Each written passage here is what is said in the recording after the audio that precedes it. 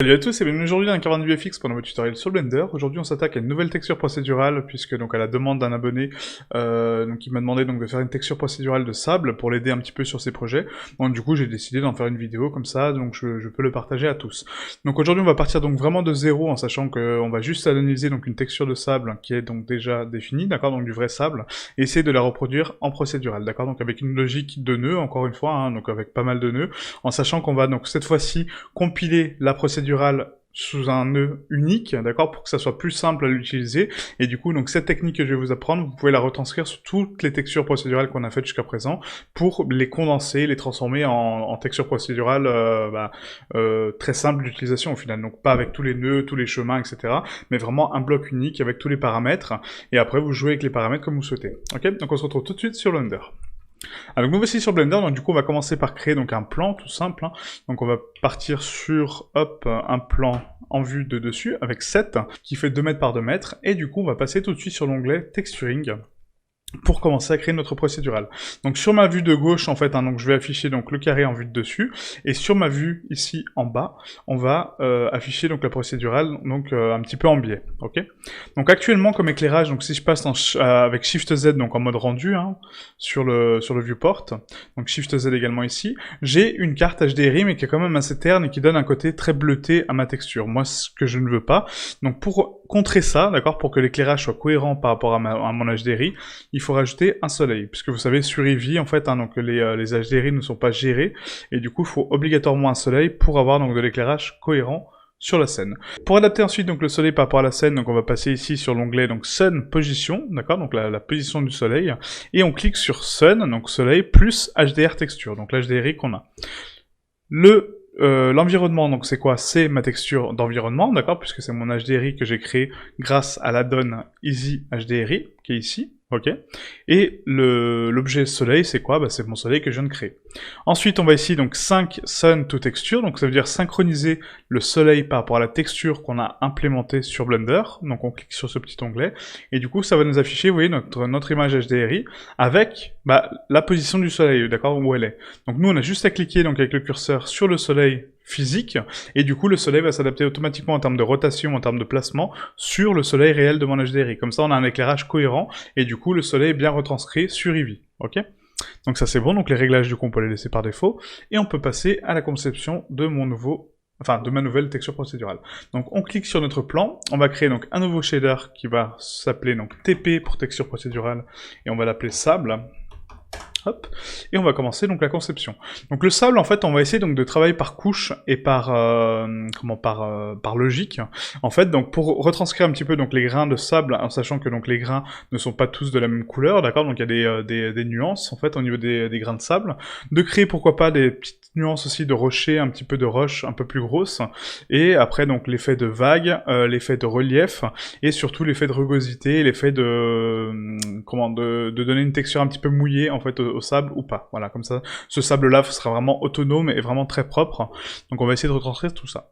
Alors pour commencer, on va commencer par créer donc une texture de Musgrave.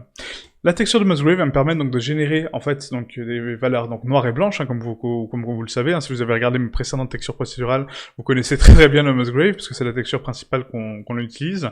Et du coup donc ce Musgrave, je vais le passer dans un dégradé de couleurs.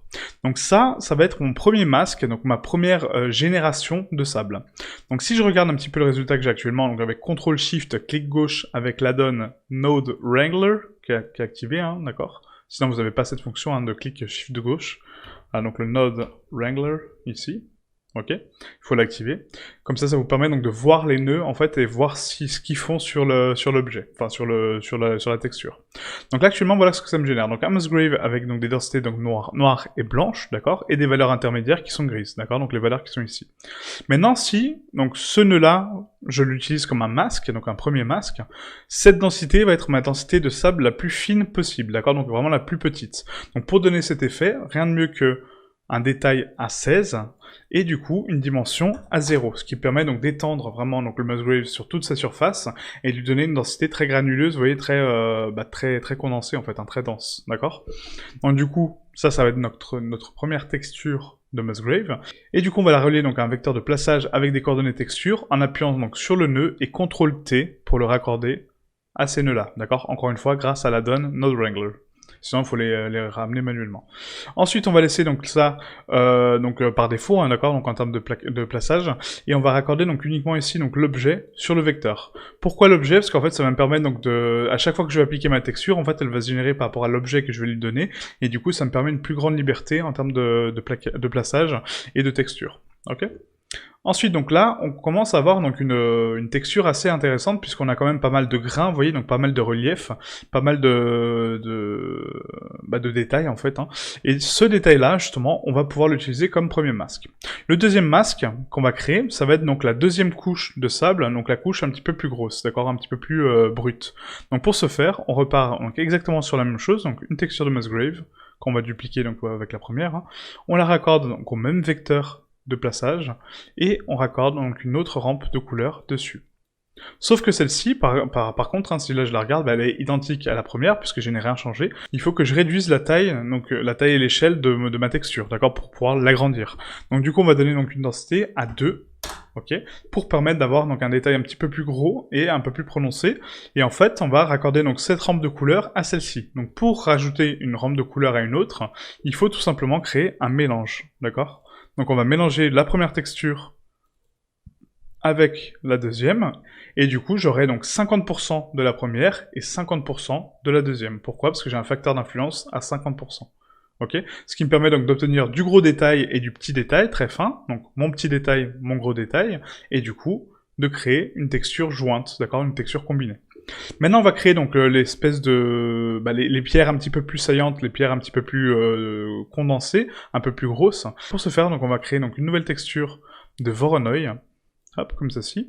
On va accorder donc le vecteur de placement directement sur le vecteur de mon Voronoi, et le Voronoi, qu'est-ce qu'il génère? Il va générer donc des cellules.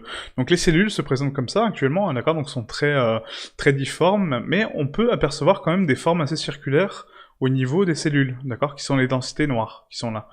Donc nous, c'est ça qu'on veut récupérer. On veut pas les densités donc de gris autour, ni les densités de blanc. On veut uniquement récupérer donc le format circulaire qu'on a ici. Donc pour ce faire, on va raccorder donc un convertisseur, un dégradé de couleur, et on va tronquer les valeurs de gris, d'accord. Donc je vais rapprocher mes noirs, et vous voyez que ça me prononce donc mes sphères. Ok. Sauf que là, mes sphères sont trop brutes. Donc du coup, il faut que je fasse l'inverse, que je tronque mes valeurs de blanc, pour prononcer uniquement mon gradient de gris. D'accord?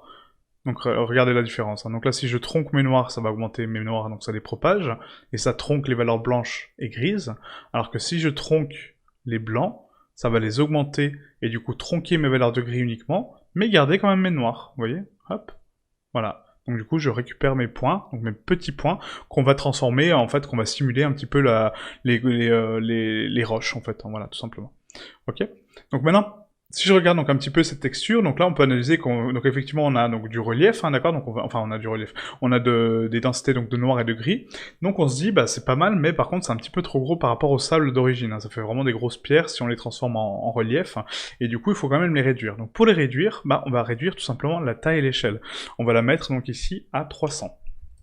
300 pour créer vraiment donc du grain très fin, vous voyez, donc des toutes petites pierres, vraiment toutes petites, et du coup qui vont rajouter un petit peu de détail à notre sable et donner un côté un peu plus réaliste, un peu plus sympa. Ok? Donc cette valeur-là, maintenant, il faut que je la mélange, encore une fois, à ma valeur d'origine. Sauf que moi, je veux pas la mélanger, parce que je veux pas un mix des trois textures, je veux uniquement l'ajouter par-dessus.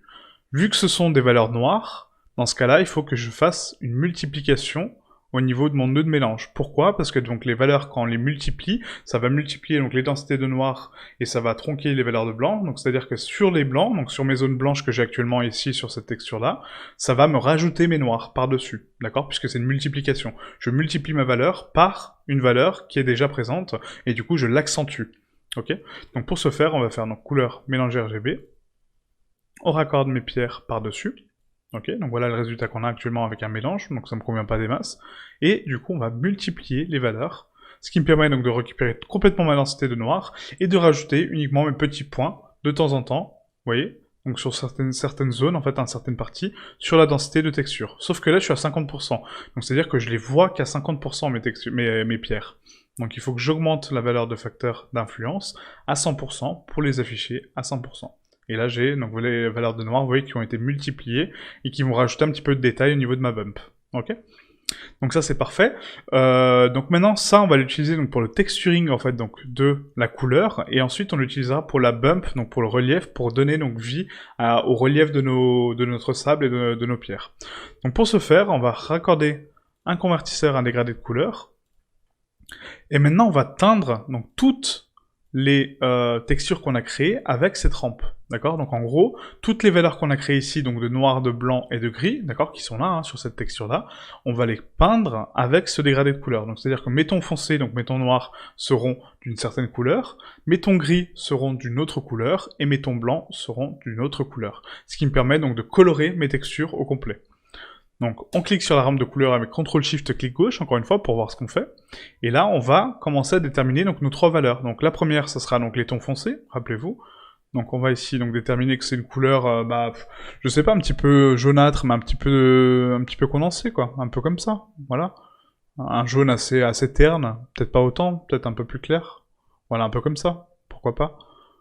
Après là c'est vraiment libre à vous, hein. Donc, en sachant que la robe de couleur après sera entièrement customisable et du coup vous aurez plus ce souci là. Donc là après on peut mettre donc là les tons moyens, d'accord. Donc je rajoute un curseur avec le petit plus qui est ici pour rajouter un curseur pour me permettre de contrôler mes tons moyens, donc mes tons médians. Et là je vais déterminer donc la couleur médiane. Donc là ça va être un jaune un peu plus sablé, du coup vu qu'on fait du sable, c'est logique. Hop, voilà, un peu comme ça, vous voyez. Donc une teinte un peu plus sablée.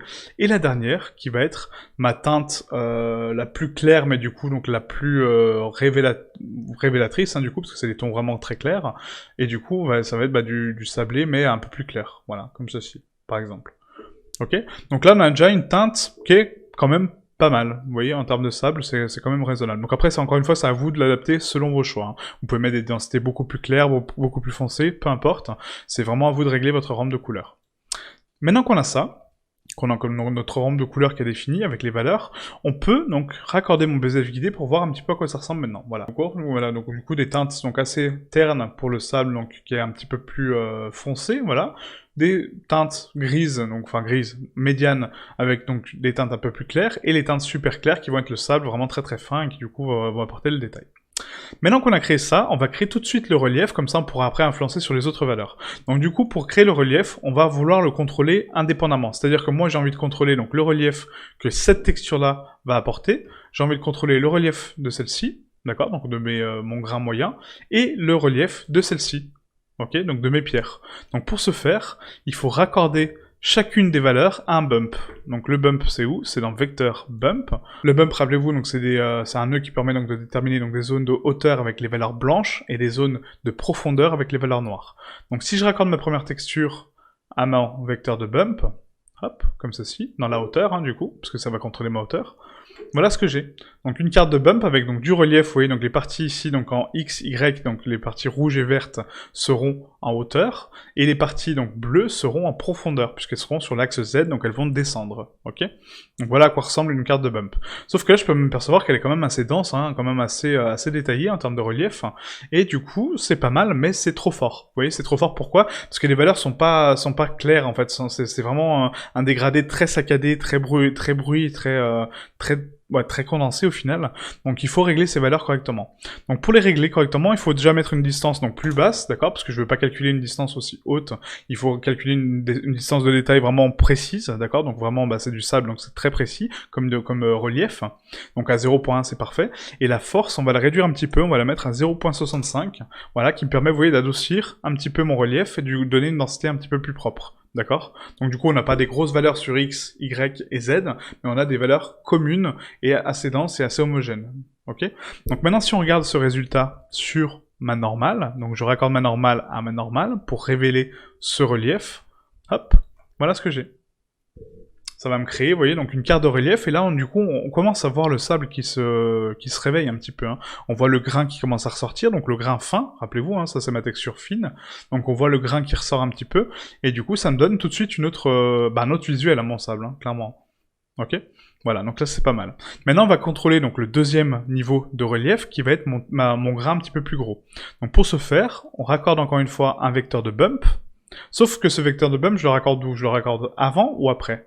Bah là, je le raccorde après, parce qu'il s'ajoute à ma texture de grain fin, d'accord? Donc c'est un relief qui va être par-dessus puisqu'il est plus gros, hein, donc il va être par-dessus ma texture fine. Donc je le raccorde à la hauteur, pas à la normale, pardon, excusez-moi, comme ceci, hein, d'accord, donc la normale dans la normale, donc de mon bump 2, et ma texture 2, donc mon relief 2, va aller dans la hauteur 2. Ce qui me permet d'avoir donc un nouveau niveau de relief, vous voyez, qui est encore une fois très prononcé parce qu'il n'est pas réglé encore, hein, mais du coup qui est un petit peu plus gros, vous voyez, un peu plus grossier, un peu plus dense en termes de quantité. Donc il faut que je le règle encore une fois, donc on va mettre une taille à 0.1, rappelez-vous, pour la finesse du détail, et la force, on va la réduire donc à 0.45. Voilà, parce que c'est du relief un peu plus grossier, donc du coup je veux moins de hauteur, moins de relief, mais quand même plus de densité, donc au niveau du détail, donc la distance à 0.1. Et là, si je regarde le résultat, voilà ce qu'on a, vous voyez. Donc on a rajouté donc le fin comme ceci, et le gros comme ceci, par-dessus, ok. Ce qui me permet d'avoir donc maintenant un relief fin et gros, donc vous voyez, au niveau des zones un petit peu, donc ici, de noir, et du coup j'ai mon gros sable. Maintenant qu'on a terminé ça, on va rajouter le relief de nos pierres. Sauf que le relief de nos pierres, rappelez-vous, hein, moi je vous ai parlé donc de valeur blanche au-dessus, valeur noire en dessous. Là, si je regarde ma valeur, c'est quoi? Bah actuellement mes pierres, donc mes reliefs, hein, ma densité de texture, elle est quoi? Elle est noire. Donc c'est-à-dire que mes pierres, au lieu d'être en haut, elles vont être en bas. Chose que moi je veux pas, donc du coup il faudra inverser ce bump pour inverser justement les valeurs en fait. Donc c'est-à-dire que mes noirs vont devenir des blancs, donc vont être au-dessus, et mes blancs vont devenir des noirs pour la profondeur. Donc c'est-à-dire que mes pierres là que je suis en train de créer, donc les pierres avec les petits points de Voronoi, vont être au-dessus de ma texture de sable, puisqu'elles seront en blanc. Et pour ce faire, on va ici donc créer un nouveau vecteur de bump, qui va où? Après, encore une fois, parce que c'est du détail par-dessus mon sable, hein, les pierres sont par-dessus mon sable, donc il est au-dessus, et du coup, on raccorde donc ma texture de pierre sur la hauteur, et là si je regarde ma hauteur, elle est quoi? Elle est enfoncée, vous voyez, ça me crée des trous, d'accord? Ça me crée des creux. Pourquoi? Parce qu'elle est noire. Donc il faut que je l'inverse, tout simplement. Donc je clique sur inverser, ça m'inverse la valeur, et voilà, j'ai des valeurs positives maintenant, donc on voit que les picots ressortent, et que du coup on a bien des valeurs donc sur x, y en positif, et pas en négatif. Et du coup, mes pierres vont ressortir du sable, elles vont pas être enfoncées dans le sable. Maintenant, on va régler donc encore une fois la valeur parce que c'est beaucoup trop haut. Donc on met une distance à 0.1 pour la précision du détail, et une force à 0.35. Voilà, pour adoucir un petit peu tout ça, pour alléger un petit peu tout ça, et que mes pierres soient uniquement donc des reliefs, du relief en plus, ok. Et là, si je regarde donc le résultat final, hop, voilà ce que j'ai, vous voyez. Donc ça crée des toutes petites pierres, donc des tout petits dénivelés au niveau du sable, et c'est juste parfait, ça rajoute du détail en plus. Donc on a le grain fin, le grain un peu plus grossier, et les pierres qui viennent par-dessus. Enfin les pierres, les roches, les coquillages, enfin ce que vous voulez, après vous le transformez comme vous voulez, ok. Voilà, donc voilà comment créer donc la texture de sable pour l'instant. Maintenant, on va jouer avec d'autres valeurs qui sont très importantes aussi. C'est quoi? C'est l'ambient occlusion. Donc l'ambient occlusion, rappelez-vous, je vous l'ai déjà expliqué ce que c'est en fait donc de calculer les ombrages là où ils n'existent pas. Actuellement, j'ai créé donc du relief, sauf que ce relief, est-ce qu'il est vrai? Bah non, il est pas vrai. Puisque là, si je regarde mon plan, il est parfaitement plat. D'accord? Donc c'est pas du vrai relief, c'est du relief pour les yeux, c'est du relief simulé. Et pour calculer donc l'ombre de ce relief que je viens de créer, d'accord, donc d'un relief qui n'existe pas au final, il faut que je crée une carte d'ambient occlusion, donc ici dans Entrée. Entrée occlusion ambiante, je rajoute l'occlusion ambiante à mon nœud de couleur, puisque c'est une couleur qui va être ajoutée, d'accord, donc c'est les ombres de ma texture, et on va faire quoi? On va les mélanger.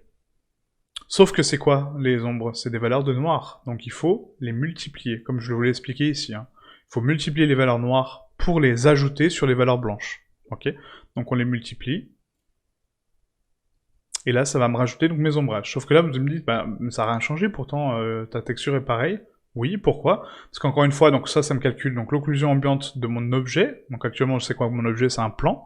Donc du coup, il n'y a pas de relief, il n'y a pas d'ombrage précis à calculer. Il dit, ok, tu m'as mis une occlusion ambiante, mais ça sert à rien, quoi, parce que tu as un plan, ça sert strictement à rien de le calculer. Alors que si je raccorde ma normale, là, je lui rajoute mon relief que j'ai créé moi, et du coup, il le prend en compte. Il dit, ok, t'as une texture, un plan, mais par contre, t'as du relief. Et vous voyez, tout de suite, ce que ça fait? Ça rajoute tous les ombrages au niveau des roches, donc du coup, on a vraiment l'impression qu'elles sont là, et le relief est un petit peu plus terni, vous voyez, un peu plus sombre, parce que il interagit avec la lumière réelle, donc mon soleil, et l'ambient occlusion est calculée de façon propre. La distance de l'ambient occlusion, est-ce qu'on la veut aussi haute à 1? Non, c'est du sable, donc du coup, on va la réduire à 0.1, pour la préciser uniquement là où on veut, sur les grains de sable, ok? Voilà, donc là c'est parfait. Donc maintenant l'ambient occlusion est calculée et mes ombrages sont rajoutés par-dessus mon sable, donc c'est parfait. Et maintenant ce qu'on va faire, c'est qu'on va contrôler donc les valeurs restantes. Donc les valeurs restantes, il nous reste quoi à régler par rapport à cette roche, hein, parce que le sable au final c'est de la roche. Bah ça va être donc la rugosité et la spéculaire. Pour la spéculaire, on va rajouter donc un Fresnel qui va me permettre donc de calculer l'indice de réfraction, donc l'IOR du sable, et du coup, je le raccorde à ma spéculaire. Cet indice de réfraction va me permettre donc de propager la brillance de mon sable, d'accord, donc l'effet de brillance, sur une surface bien donnée. Donc si je regarde mon sable à l'horizon, il sera très brillant. Si je regarde de face, il ne le sera pas, c'est ça le Fresnel. Et ça c'est très réaliste, hein, parce qu'on n'a pas de brillance de face, hein. La brillance est uniquement par rapport à un reflet, donc une position en fait de réfraction en fait, hein, d'accord. Un indice de réfraction c'est ça, c'est à quelle propagation, à quel angle je vais pouvoir détecter ma brillance et du coup à quel point je vais pouvoir l'avoir.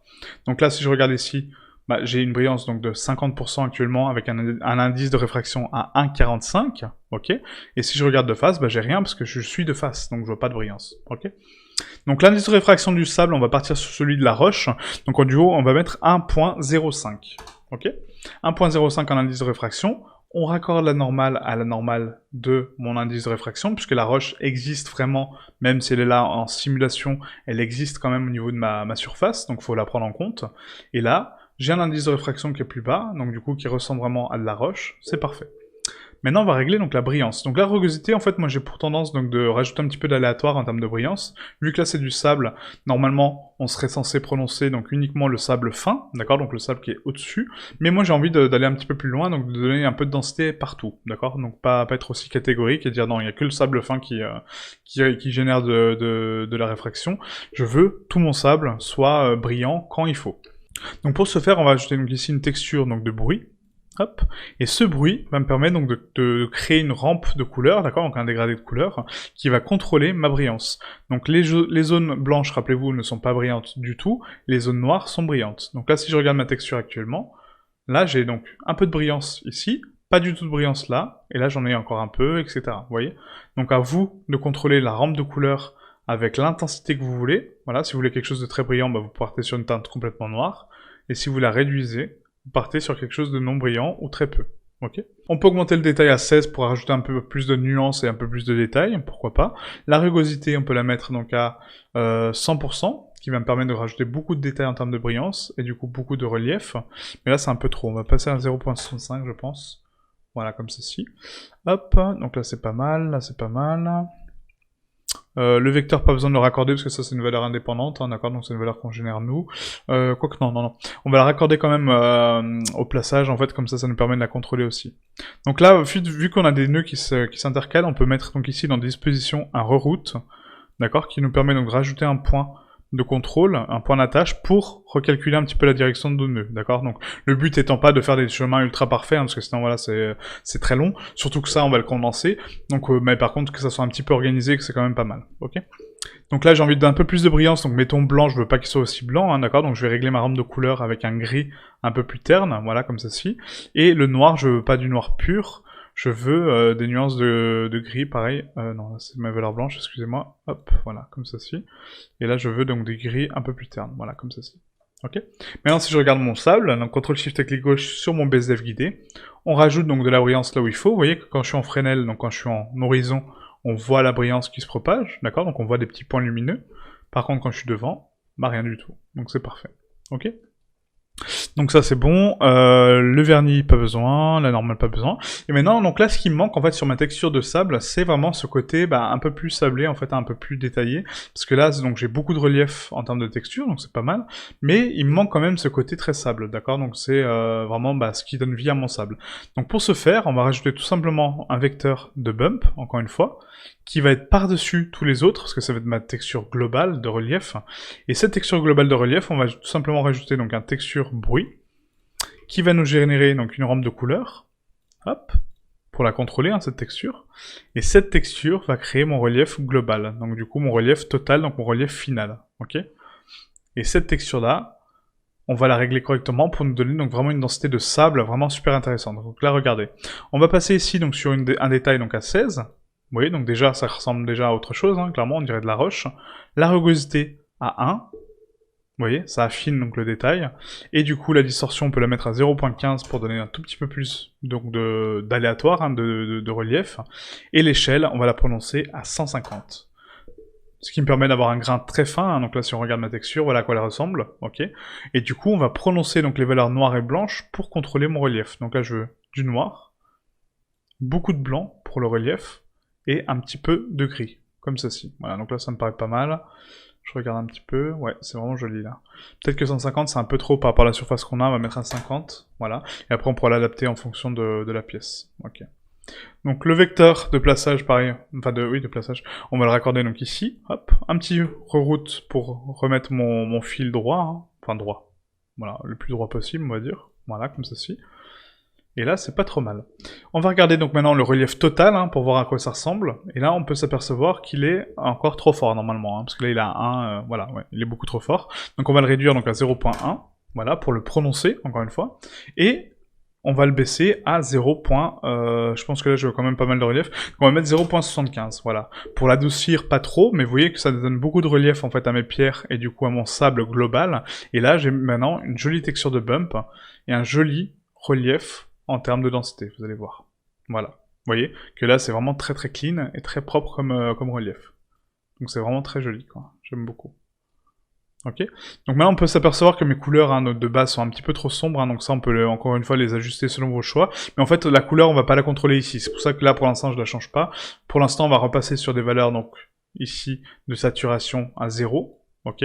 On va laisser donc la valeur à saturation, parce que après on va l'atteindre avec un autre nœud, d'accord. Donc remettez tout à 0 en termes de saturation et teinte. Vous laissez uniquement la valeur ici, donc la valeur la plus claire, on va la mettre donc à 0.90, donc 0.9. La valeur médiane, on va la mettre à 0.75, ok. Et la valeur foncée, donc la valeur la plus foncée, on va la mettre à 0.65. Ok. Voilà, donc là on a notre rampe de couleurs qu'on va coloriser, qu'on va colorer, voilà, d'une autre façon en fait, une fois qu'on aura regroupé tous les nœuds. Donc maintenant qu'on a ça, donc on a créé notre nœud parfait en fait, hein, donc, notre texture est créée, notre sable est créé, il manque juste donc de le peindre comme je viens d'indiquer, et puis c'est à peu près tout, hein, je pense, hein, voilà. Après on peut rajouter donc des vagues, si vous voulez rajouter des vagues, en fait il faut rajouter un bump avec une texture de vague pour déformer encore une fois le sable. On peut rajouter des dunes, ouais allez on va rajouter des dunes. On va rajouter des dunes et des vagues, comme ça on pourra les contrôler aussi indépendamment. Donc je rajoute encore une fois un vecteur de bump, après mon détail complet. Ce vecteur de bump, du coup, va être accordé à ma texture, donc, du coup, de Musgrave, qui va donner donc cet effet de dune. Et les dunes vont être accordées à un convertisseur à un dégradé de couleur. On raccorde donc mon Musgrave à mon vecteur, à mon dégradé de couleur, ce qui me donne ça. On va prononcer donc la taille à quasiment, je pense, 100. Même pas autant, 25. 25 c'est bien, ouais. 25 ça me permet de créer pas mal de relief, voilà. Le détail à 16 pour augmenter un petit peu les valeurs de gris. Et la dimension, on peut la réduire à 1.25 pour donner un tout petit peu plus de détail. Voilà, comme ceci. La lacunarité, on la laisse par défaut. On raccorde encore une fois donc le vecteur de placement. On peut récupérer ce route note et le raccorder ici, voilà, au lieu de retirer un trait, hein, comme ceci. Et là, on va prononcer un peu plus donc les valeurs donc de blanc, je pense, ouais, on va les augmenter un peu, voilà. Hop, donc là c'est pas mal. Et là on va juste adoucir un petit peu ces valeurs noires, parce que là sinon ça va faire vraiment un trop gros décalage en termes de profondeur. Donc on va mettre des valeurs un peu plus grises, voilà, comme ceci, à 0.25. Ouais, ça me paraît pas mal. 0.25, qui me permet donc de créer cette carte de relief, hop, qui est ici, excusez-moi. Donc dans hauteur, voilà. Et là, on a donc le relief global des dunes, vous voyez, mais qui est beaucoup trop fort, encore une fois. Hein. Donc pour le réduire, 0.1, rappelez-vous. Et on rajoute donc une force, maintenant, à... on peut la mettre à 0.35, je pense que c'est pas mal. Voilà, c'est juste ce qu'il faut, un tout petit peu de relief, c'est pas mal. Là, ça me plaît. On raccorde donc le baiser guidé à la fin. Hop. Et là, j'ai créé donc mes sortes de dunes, d'accord, donc mes sortes de relief. Voilà, vous voyez. Donc c'est vraiment très léger, hein, vraiment très propre, mais du coup ça permet de créer un peu plus d'aléatoire au niveau du sable, un peu plus de vagues, et c'est vraiment sympa. Donc à vous de prononcer la hauteur en fait ou la réduire, hein, d'accord, donc pour voilà l'accentuer, vous voyez que là on peut tronquer donc les valeurs de blanc pour faire juste des picots, d'accord, ou sinon l'adoucir pour faire des choses un peu plus générales, un peu plus globales. Et les valeurs de noir c'est pareil, hein, on peut les tronquer aussi pour réduire l'intensité qu'ils ont, ok. Donc ça c'est ma texture donc de dune un peu, hein, d'accord, de relief. Et maintenant on va créer une texture de vague qui me permet de donner ce côté un peu vague en fait. Hein, quand les vagues passent sur le sable, ça donne de l'usure en fait au sable un petit peu et ça crée ces petites dunes en fait en forme de vague. Donc pour ce faire, on va ici donc dans vague, texture de vague, voilà. Hop. On le raccorde encore une fois au vecteur de plaquage. Je raccorde un dégradé de couleur pour pouvoir contrôler ma texture au niveau d'intensité. On ramène encore une fois un vecteur de bump. Hop, la hauteur va sur ma couleur de vague.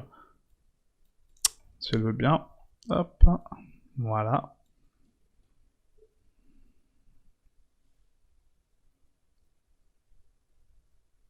Comme ceci.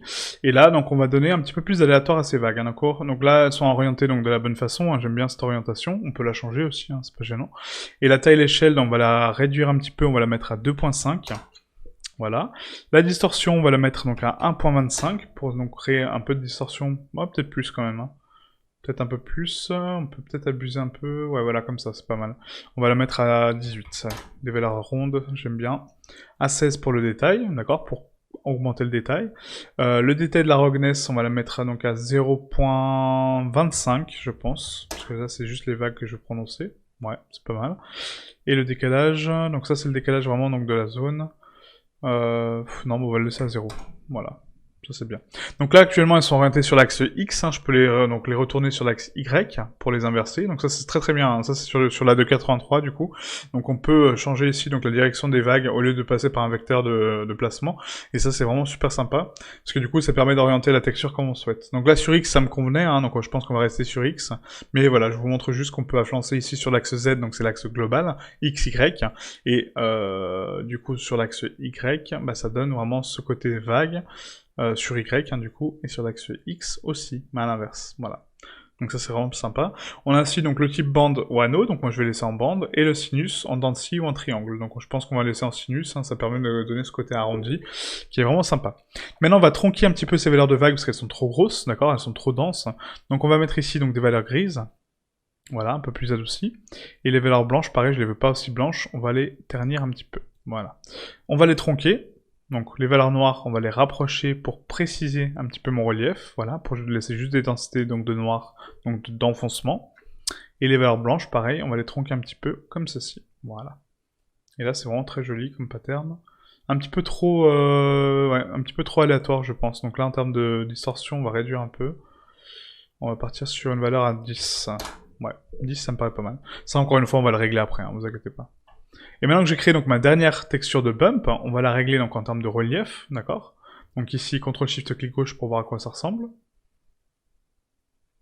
Voilà, donc là c'est des dunes, donc du coup on peut se permettre d'augmenter un petit peu le détail, donc la distance à 0.25, et la force par contre la réduire à 0.25 aussi, pour vraiment juste ouais, juste l'ajouter mais vraiment par détail, voilà, c'est vraiment très très peu, ok. Voilà, et donc là si on regarde donc la texture finale, hop, voilà. On a donc du sable avec du relief de vague, les petites dunes, le détail du sable, plus le détail de la roche, et les creux, et c'est parfait, vous voyez. Voilà comment détailler une texture à un point, mais là vous avez 5, 6, vous avez 1, 2, 3, 4, 5, 6, ouais, 6 niveaux de détail, hein. 6 niveaux de détail, c'est vraiment énorme, ok. Donc du coup ça c'est parfait, et puis bah, c'est à peu près tout, hein. Je pense qu'on va s'arrêter là, parce qu'après on peut continuer encore comme ça longtemps, hein. Mais le but c'est quand même pas de faire une vidéo de 5 heures sur du sable. Mais voilà, je pense que vous avez compris la logique, donc après c'est juste adapter donc, les techniques que je viens de vous montrer à vos projets, à votre sable, et vous le créez comme vous voulez, hein. Une fois que vous avez compris les procédurales, de toute façon après c'est très simple au final de créer des textures. Il faut juste regarder une image, analyser les formes de l'image, donc les formes de votre texture, se dire ok, donc ça me ressemble à du Musgrave, donc du coup bah ok je sais que je vais partir du Musgrave pour créer mon détail. Après ma couleur elle est gérée comment? Bah ok ça fait un peu une forme de vague donc je vais créer un Voronoi. Ça me crée un peu un effet de brume donc je vais créer un bruit. Enfin voilà, et du coup il faut réfléchir comme ça et là vous allez réussir à rentrer dans le monde des procédurales et du coup à créer un petit peu ce que vous voulez quoi. C'est vraiment super sympa. Donc maintenant qu'on a ce nœud-là, je vais vous montrer comment condenser tout ça, hein, d'accord? Parce que sinon la vidéo va être un peu trop longue. Donc du coup, pour condenser tout ça, il faut créer des groupes. Donc les groupes, on va créer donc des groupes déjà par zone, d'accord? Donc par entité, et après on va créer un groupe global, ce qui est beaucoup plus simple de travailler comme ça, parce que sinon c'est vraiment compliqué. Donc pour créer ce groupe, on va sélectionner donc déjà tous les nœuds qui vont gérer donc les niveaux de détail, d'accord, donc les niveaux de texture, et on va commencer par donc ce groupe-là, d'accord, donc le groupe qui est ici, donc qui va être donc ma texture sable fin, sable gros et sable et pierre, ok. Donc on va faire CTRL G pour grouper ces éléments. Actuellement, j'ai donc les 3 vecteurs qui sont raccordés donc pour mon plaçage, donc ça c'est bien, en tout cas on peut le laisser comme ça, hein, c'est pas gênant. Mais par contre, je veux rajouter donc toutes ces valeurs-là pour pouvoir les contrôler indépendamment, d'accord, pour les contrôler à côté. Pour ce faire, on va raccorder donc uniquement les valeurs de contrôle, pas les valeurs donc de multiplication et ces valeurs-là qui sont fixes, hein. Les rampes sont fixes aussi, vous pouvez rentrer dans les nœuds pour les changer si vous voulez, mais en général elles sont fixes. Tout ce que vous allez changer, c'est ici donc les valeurs de taille d'échelle de détail, de dimension et de lacunarité, ok, mais pas le reste. Donc pour ce faire, on prend la taille échelle 1, on la raccorde en bas, ok. On prend la taille l'échelle 2, on la raccorde en bas. On prend la taille et l'échelle 3, on la raccorde en bas, ok. Donc là ça va être donc la taille et l'échelle de mon sable fin, taille échelle sable moyen, taille échelle pierre. Pour les renommer, on va ici, donc appuyer sur N, excusez-moi, hein, du coup j'ai pas expliqué, donc N pour afficher donc ce panneau, et là vous avez donc les panneaux des entrées et les panneaux des sorties, ok, donc les sorties on va les laisser par défaut, d'accord, parce qu'après on va les réadapter, mais par contre les entrées, on peut laisser donc vecteur 3 fois, mais est-ce que c'est le même? Bah oui c'est le même, parce que c'est le même vecteur, j'ai pas utilisé d'autres cartes de placement, donc on peut réduire un petit peu les nœuds comme ça, on les déconnecte, hein, hop, et on raccorde donc le vecteur au premier, d'accord, donc tous les vecteurs au premier, parce que j'ai qu'une valeur de vecteur, hein. Là, ça m'a créé 3 entités, pourquoi? Parce que j'avais 3 nœuds, donc forcément, lui, il pense bêtement, il dit, bah, ok, t'as 3 fois le raccord, je te crée 3 raccords. Mais au final, mon raccord ici, d'accord, si je regarde, mon vecteur, bah, c'est le même, hein. Donc j'ai pas besoin de 3 valeurs, j'en ai besoin qu'une seule, ok. Donc du coup, je raccorde mon vecteur à une seule entité, et là, je peux supprimer celle-là. Vous voyez, donc on va ici donc appuyer sur la croix pour la supprimer, hop, et voilà, j'en ai plus qu'une, d'accord. Maintenant, cette taille d'échelle 1, donc ça va être donc taille sable fin, ok, ça c'est ma première valeur. La deuxième c'est quoi? Taille sable gros, on va dire, hein, ou épais, enfin je sais pas comment vous voulez l'appeler. Et le troisième ça va être taille pierre. Pierre, coquillage, ce que vous voulez. Voilà. En sachant que le détail là on l'a créé de façon générale, si après vous voulez vraiment mettre des coquillages, vous pouvez, hein, avec une texture de coquillage, vous la générez comme ça, donc avec une vraie texture par contre, et vous la propagez, et puis du coup ça fait un effet de coquillage partout. Ça peut être sympa aussi. Ça peut être sympa. Et maintenant, donc voilà, donc ça c'est pour créer, donc bah oui, contrôler le détail, d'accord, donc la taille des textures. Ensuite on veut contrôler quoi? Le détail aussi. Donc ça c'est le détail de mon sable fin, le détail de mon sable gros, et le détail de ma pierre, je ne l'ai pas, d'accord? Donc on a juste un nœud de randomisation, donc ça sert à rien. Donc du coup, on va laisser ça par défaut. Donc maintenant, le détail, ici, va être donc détail sable fin. Hop. Et là, ça va être mon détail sable gros. Gros sable, on aurait pu mettre. C'est pas très français, sable gros, mais bon. La dimension, est-ce qu'on va la contrôler? Non, parce que du coup c'est la dimension qu'il me faut pour avoir cette texture de sable. La lacunarité non plus, parce que ça va m'annuler ma texture. Donc voilà, je pense que là en termes de nœuds on est pas mal, hein. On contrôle la taille et le détail, c'est pas mal, ok. Donc maintenant on va donc enlever ça. Et voilà le groupe que ça me crée, vous voyez, donc on a ici donc les sorties couleurs, donc ça pareil on les verra après. Et là on a le groupe qui est créé avec toutes mes valeurs que je peux régler indépendamment, vous voyez. Voilà. Je peux créer vraiment le détail que je veux, donc je change la taille ici, ça va me changer la taille de mon sable fin, je change la taille du sable gros, ça me la change, je change la taille des pierres, ça me les change. Aussi simple que ça, ok. Donc CTRL-Z, CTRL-Z, hop, voilà. Donc là c'est notre premier groupe. Ensuite on a le groupe ici qui va être le groupe de couleurs, d'accord. Donc ça va être mon ambiance occlusion, plus ma couleur. Sauf que là, si je regarde, rappelez-vous, hein, je vous ai parlé de l'ambiance occlusion, elle est raccordée à la normale. Mais est-ce qu'elle est raccordée à ma normale générale? Bah non, elle est raccordée uniquement à la normale de mon détail. Donc là, il faut que je change ça. Il faut que mon Fresnel soit raccordé à la bonne normale aussi, hein. Hop. Voilà. Et que ma normale finale soit raccordée aussi à mon ambiance occlusion. Parce que là, actuellement, ça me calcule que l'ombrage de mon sable, mais pas du relief que j'ai créé à côté, hein. Alors que là, si je raccorde ici, vous allez voir, ça va me créer donc l'ombrage sur mes dunes, voilà, mes vagues, et du coup ma pierre et mon sable au complet en fait, donc de tout mon détail au final. Donc c'est beaucoup plus puissant, mais c'est réaliste au moins, ok. Donc là c'est bon, hop. Ensuite on va régler, donc ça c'est la couleur, l'ambient occlusion, donc ça on va les mettre sur un nœud avec le Fresnel, je pense, hein, ça peut être pas mal. Ouais, on va mettre avec le Fresnel, d'accord, on va mettre tout ça. Donc là on va faire CTRL-G, et là je vais vouloir donc régler ici, donc pas le facteur d'influence, donc ça non. Quoique le fac, il est raccordé, alors attendez que je regarde un petit peu, Le fac est raccordé à ma couleur 1. En sachant que là, ma couleur 1, ça va être donc la couleur finale. Ouais, là, pareil, hein, je sais pas pourquoi j'ai autant de couleurs. Ah, mais si, oui, c'est pour les reliefs. Ouais, donc non, autant pour moi. Autant pour moi, donc ça, c'est bon. Donc du coup, on va renommer juste, excusez-moi, j'ai oublié, donc là, sur ce groupe-là, hein, donc de renommer un peu les couleurs, effectivement, c'est nécessaire, parce que sinon, je sais pas à quoi ça correspond. Donc là, c'est la couleur. Donc là, c'est... Donc la couleur 1, ça va être donc le mélange... mélange... texture. Voilà. Et la 2, ça va être donc bump, sable, fin. La 2 va être mon bump, mon relief, un bump, hein, sable gros. Et la 3e va être mon bump, pierre. Voilà, comme ceci. Ok? Comme ça, on a bien renommé les éléments. Moi, je sais à quoi ça correspond, parce que ça, c'est un petit peu chaos, quoi. Donc, le bump de pierre qui va en dernier, le bump de sable gros qui va en 2e, normalement. Ouais, c'est ça. Et le 3e qui va ici. Parfait. Parfait, parfait. Maintenant qu'on a ça, donc voilà, on a notre groupe de couleurs. Donc là, ça va être quoi? Ça va être, donc ça va pas le fac, hein, on va pas appeler ça fac, mais on va appeler donc mélange. Mélange de sable.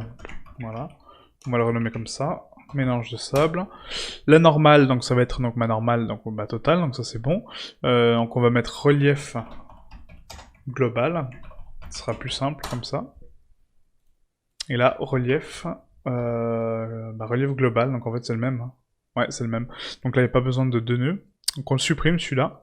Et on va raccorder donc ma normale à ma normale, parce que c'est la même, hein, au final. Hein. C'est la normale finale, donc ça me l'a dupliqué, c'est tout. Hop, voilà. Comme ça, on réorganise un peu ça. Touc, touc, touc. Voilà. Donc l'indice de réfraction. Et maintenant, qu'est-ce que je veux contrôler donc ici? Je veux contrôler un petit peu donc la distance de mon ambient occlusion, d'accord? Donc on peut la raccorder là. Je veux contrôler ma couleur, ma rampe de couleur, et comment je vais l'atteindre, cette rampe de couleur, parce que là, si je récupère le fac, je peux pas, en fait, ça va juste influencer tout le facteur. Donc moi, ce que je veux, c'est de colorer ce facteur. Du coup, pour l'atteindre, en fait, on va juste rajouter donc un couleur, un mélange RGB, d'accord? Et ma couleur 2 va être la couleur qui va contrôler mon sable au final, d'accord? Donc ça va être ma couleur. La couleur du sable. Hop. Donc on va renommer ça donc en couleur globale, si ça veut bien. Hop, voilà. Couleur... sable. Voilà. Couleur sable. La distance, donc ça va être ma distance donc de ambient occlusion. Donc distance AO, ambient occlusion. On va raccorder ensuite la couleur de là-haut, non, parce qu'elle est générée. L'échantillonnage, non plus, ça sert à rien. Le facteur d'influence, donc là, c'est pas un mélange, c'est un ajout. Non, c'est même pas un ajout, c'est un écran. Écran, en fait, ça va peindre ma texture en dessous. Je crois, attendez, je déconnecte juste la couleur pour voir, parce que là, j'ai pas testé, en fait. Là, je suis en train de le faire en impro avec vous. Ouais, c'est ça, ouais. En écran, et du coup, ça teint ma teinte, normalement. Ouais, c'est ça, voilà. Donc en écran, c'est parfait. Hop. Couleur du sable, voilà, donc c'est parfait, donc l'écran. Et ensuite, on a, donc, c'est tout, hein, en fait, donc ça, c'est le facteur donc, du Fresnel. Donc on peut renommer ça spécularité. Voilà. Et ça va être ma couleur, donc, couleur finale, ouais. Couleur. Voilà. Donc maintenant on a créé donc mon nœud de couleur, donc on a ici donc la couleur qui est raccordée à la couleur, c'est bien, et la spécularité qui est raccordée à la spécularité, c'est parfait. Donc là ce nœud là on va le renommer donc couleur et spécularité. Voilà. Qu'on laisse par ici. Ça va être donc mon sable, groupe sable. Voilà. Hop. Groupe sable, c'est bon, ouais. Et là, ça va être donc maintenant ma rugosité, hein, celle-ci. Hein. Justement ma rugosité. Donc là, pour calculer la rugosité, on va CTRL-G. Donc c'est un petit groupe hein, au final, mais bon, c'est quand même pas mal. Le vecteur de placement, ça c'est bon. On va contrôler donc la taille et l'échelle de la rugosité. Donc taille rugosité. Le détail de la rugosité qu'on va vouloir calculer aussi. Hein. Détail, rugosité. La rugosité en elle-même, non, parce que du coup, voilà, elle est bien réglée. La distorsion, pourquoi pas, ouais, distorsion de rugosité, allez. Après, c'est à vous vraiment de mettre les paramètres que vous voulez. Hein. Là, je suis en train de le faire avec vous. Mais comme je dis, après, les procédurales, en fait, si j'en fais, en fait, je peux en faire indéfiniment. Hein. Je peux créer tous les matériaux comme ça procédural. Enfin, voilà. Ça s'en finit jamais. Là, vraiment, c'est pour moi la dernière vidéo que je ferai sur les procédurales. Enfin, bah, peut-être pas la dernière, peut-être qu'il y en aura d'autres. Mais en tout cas, voilà. Donc, c'est vraiment la plus grosse que je sors. Parce que du coup, c'est là où je vous explique vraiment tout le détail. Hein, d'accord? Donc après, c'est vraiment à vous de l'adapter et du coup de régler comme vous le souhaitez. Donc pour la rugosité, on peut aussi influencer sur les valeurs. Par contre, ça j'ai oublié. Donc les valeurs ici. Actuellement, donc j'ai les valeurs donc grises et blanches. Donc pour régler la rampe de couleur, en fait, ce qu'on va faire, c'est qu'on va créer uniquement en fait des couleurs. On va enlever la rampe. On va mettre donc un couleur mélangée RGB, d'accord. Et en fait, donc je vais pouvoir contrôler donc mes tons clairs et mes tons foncés. Par quoi? Par ma texture. Ma texture, ça va être mon facteur d'influence. Les tons foncés, donc les tons 1 vont être donc les tons foncés, ok. Et les tons clairs vont être les tons clairs. Logique. Et ça, on raccorde ici. Voilà. Comme ça me permet donc de contrôler les couleurs grâce à ma rugosité. Et du coup, donc j'ai deux paramètres. Donc là, ça va être donc les tons brillants. Hop. Donc ton brillant.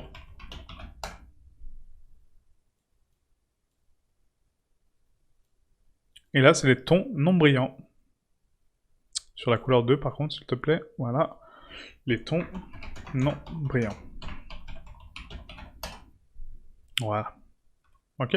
Donc là, j'ai mon nœud, donc là, ça va être rugosité, tout simplement. Rugosité. Hop. Voilà. En sachant que ces nœuds-là, une fois qu'ils sont créés, après, vous pouvez les réutiliser sur d'autres projets. Hein. Donc là, le nœud rugosité, vous pouvez le reprendre et le refaire partout, hein, clairement. Ça, c'est vraiment pas mal, quoi. Et donc là, ça va être donc le détail du sable. Donc là, je pense qu'on va faire donc plusieurs groupes. Non, on va faire un groupe global, parce que sinon, ça va être trop long. Donc on va faire CTRL-G. Voilà. Et là, par contre, ça va être un petit peu plus sympa. Enfin, plus long, surtout. Donc la hauteur 1 va être donc ma hauteur donc, de sable. Donc ça, c'est bon, ok. Donc là, ça va être donc hauteur sable fin. Non, ça va être bump, en fait, c'est la bump, excusez-moi. Bump, sable fin. Là, ça va être bump, sable, gros. Bump, pierre. Le vecteur, bah, ça va encore une fois être donc 3 fois le même, hein, du coup, donc on va supprimer donc, le vecteur ici, le vecteur là. Allô? Voilà. J'espère que ça va pas me supprimer complètement, s'il te plaît. Non, c'est bon. Hop, donc le vecteur, ça c'est bon. Hop, et on raccorde donc tous le même, parce que le vecteur est commun, hein, d'accord. Et maintenant, par contre, là, on va rajouter pas mal de nœuds. Donc là, ce que j'ai envie de contrôler, en fait, donc c'est ici, donc la force et la distance, non, pas forcément. La hauteur non plus. Donc ça, les nœuds de bump, je pense qu'on va les laisser par défaut, parce qu'ils sont bien réglés par rapport à la distance que moi j'estime correcte. Après, si vous voulez les retoucher, vous retournez dans le groupe, mais je trouve pas ça pertinent, en fait. Donc il y a juste ici donc la texture de bruit qu'on a créée, donc là c'était pour quoi ça? C'était pour, ah oui, le détail du sable. Donc là c'est, hop, donc on va régler donc là la taille et l'échelle, donc ça c'est détail du sable. Voilà. On a ensuite, donc là, le détail assez c'est bon, la rugosité, donc ça c'est la taille. Détail du sable, donc là ça va être la taille du détail. Taille du détail. Taille du détail et la distorsion du détail, voilà. Hop. Voilà, donc la distorsion du détail. Donc ensuite on a ici donc la taille et l'échelle, donc là ça va être donc les dunes. Hop. Donc taille dune. Le détail des dunes, non pas forcément. Dimension des dunes, oui. Oui. Donc taille. Bah non, du coup c'est... ouais. Dimension des dunes, on va mettre...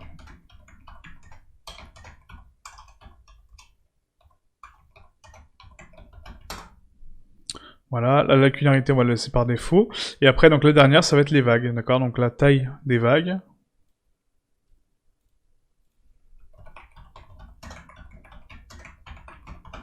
Taille des vagues, distorsion des vagues. Elle est quand même assez complexe, hein. C'est vrai que c'est pas le plus simple, hein, mais après c'est moi qui ai voulu pousser autant. Après vous pouvez le faire beaucoup plus simple que ça, hein. Pas rajouter autant de détails, pas avoir autant de nœuds, mais bon. Le but c'est quand même de faire un nœud quand même sympa. Et oubliez pas que les procédurales c'est un générateur, hein. C'est pas encore une fois une texture à utiliser comme ça, hein. Détail de rugosité, donc ça c'est bon. Échelle de détail, voilà. Donc après ça on peut le laisser par défaut parce que c'est le détail en soi de la dune, enfin de la vague, donc ça c'est bon quoi. Donc là, tac, tac, hop, et puis c'est bon, voilà. Donc après, à vous de raccorder donc ici donc la force et la distance sur chacun des nœuds pour contrôler aussi donc la force du sable 1, la force du sable 2, la force des pierres, la force des machins. Mais bon, là, ça, sinon, si je fais ça, ça prend... Parce que après, si je fais ça, ça prend beaucoup de temps et du coup, c'est pas forcément probant, quoi. Donc là, on va renommer ce groupe-là Bump. Bump et relief. Non, ça veut rien dire bump et relief, parce que bump c'est déjà du relief. Bump et détail, voilà. Bump et détail, comme ça c'est bon. Ok, donc maintenant qu'on a donc nos 4 nœuds, donc le nœud donc de texture, de texturing, le nœud de couleur, le nœud de rugosité et le nœud de relief. Ok, donc c'est pile ce qu'il nous faut.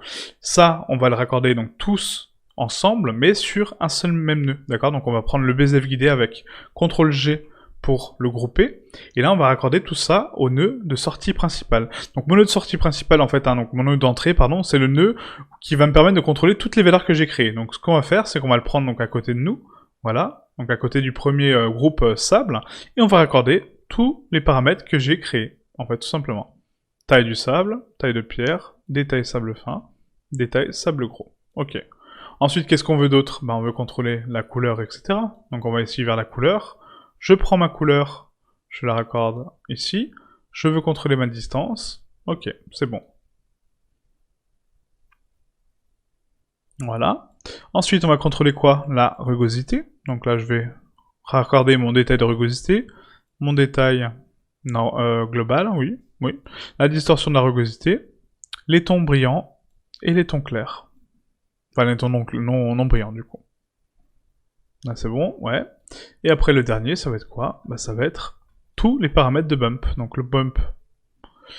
Hop, tous les paramètres de bump. Donc, ça va être donc le détail du sable, la taille du détail, la distorsion, hop, la taille des dunes, la dimension des dunes, la taille des vagues et la distorsion des vagues. Voilà. Et là, j'appuie sur Tab, et voilà. Donc, avec quoi je me retrouve? Donc, du coup, un nœud global avec tous mes paramètres que j'ai créés, d'accord? Donc, tous les réglages que j'ai de disponibles pour mon sable, pour le customiser. Et du coup, ce nœud-là, je peux le renommer TP sable.